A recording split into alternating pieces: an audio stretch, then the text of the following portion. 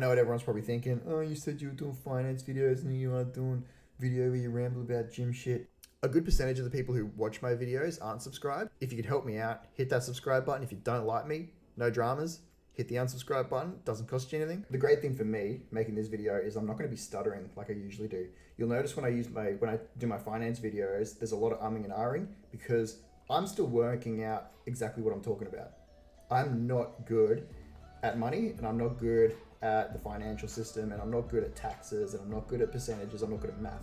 So all those things, I'm working them out in my head as I'm talking, and I really struggle to make those videos. So hopefully this video comes across a little bit more clear and concise. So the person this video is going to be ideal for is someone who has just signed up to the gym or is looking to sign up to the gym and they just don't know what they need. So please, if you already trained, you've trained for a long time, you on and off train, you're involved in a sport where they make you train, any of those sorts of things, and you have any of the equipment that I mentioned in this video, don't harass me in the comments. What I'll be covering in this video is the things that unnecessarily get pitched to you as somebody who's looking to sign up to the gym, go to a fitness store, you go to a supplement store, the things they try and sell you that you just don't need to start training. And I'll touch on at the end a couple of things that you definitely want to make sure you bring. One thing I hear really regularly is that people think when they start going to the gym that everyone's going to be looking at them. I can tell you right now that 95% of the time, that's really not true.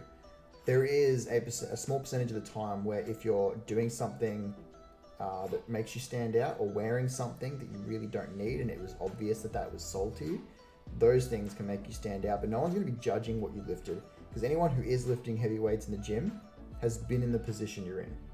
They've all been there, every single one of them. So to kick off with the first thing, I want to talk about gloves. Lifting gloves are designed to allow free movement of your hands and fingers while covering all the spots on your hands that create calluses. I've been lifting for I don't even know how long, and you might be able to see that I have some calluses that have formed on my hands. I can tell you right now that the calluses that I have on my hands have never bothered me enough to be worth spending the money that you can see here on gloves. So the only reason I could see you needing to wear gloves if you were someone who needed your hands on the daily to be smooth. Let's say you're a masseuse, that's the only job I can think of. I'm sure there's more. If you're in that position, there is still times when you absolutely do not need gloves and you will not form calluses doing particular exercises, such as press movements or leg workouts.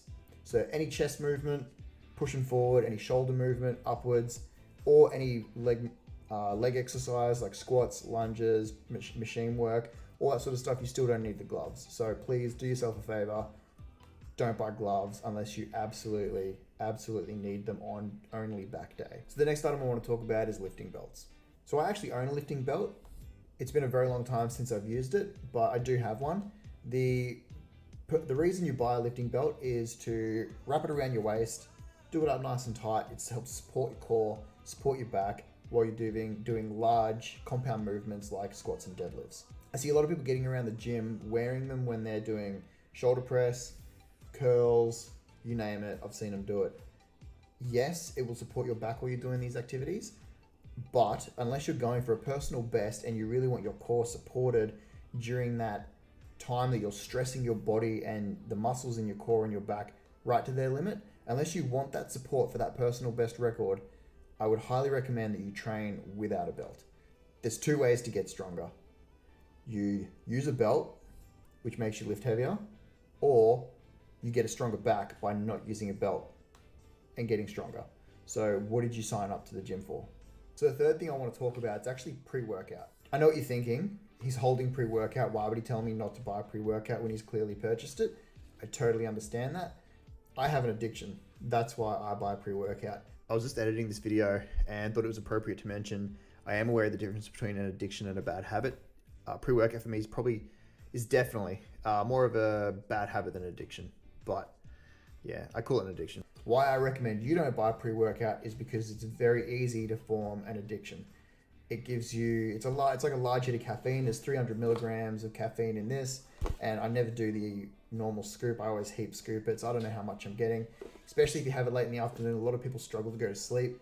it's really not a healthy way to encourage yourself to go to the gym. Those are the three things that really strike me as things that people purchase when they start going to the gym that they really don't need. If there's anything you can think of, please leave them in the comments. Otherwise, I just want to quickly cover a few things that I think you do need if you are going to start working out. So the first thing on the list of things to make sure you bring to the gym is a towel. You need a towel to go to the gym. There's nothing worse than turning up to a bench and there's somebody else's sweat all over the bench. It also helps reserve the machine that you're using, the bench that you're using. You can throw it at the base of the squat rack that you might be using, and people know that that particular machine or rack or bench or whatever it is occupied. Second thing on the list of things to bring to the gym, water bottle. Pretty self-explanatory.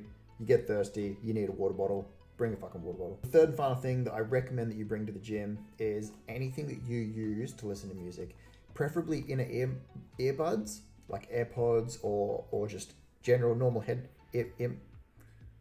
earphones. What are they even called?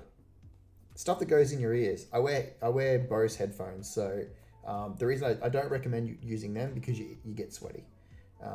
Can be kind of gross. I change the pads on mine pretty frequently, and I clean them.